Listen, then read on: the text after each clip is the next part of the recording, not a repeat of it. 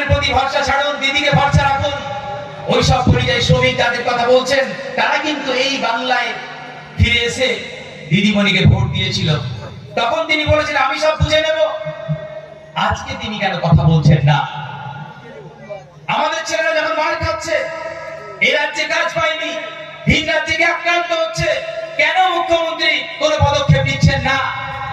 যারা প্রতি মুহূর্ত চোর ডাকাতদের হয়ে কথা বলার জন্য ওদের মুখপাত্র সেজে আছে, তারা কেন কথা বলছে না? আমরা আফরাজুলের ঘটনার কথা জানি, যাকে এত হিংস্র ভাবে মেরে কুপিয়ে আগুনে পুড়িয়ে মেরেছিল। তখন দিদিমণি তার বাড়িতে গিয়ে অনেক বড় বড় প্রতিশ্রুতি দিয়েছিলেন। তার মন্ত্রী আমলারা গিয়েছিল, বলেছিল চাকরি দেবো, বিজেপি মারছে, আমি তোমাদেরকে বাঁচাবো।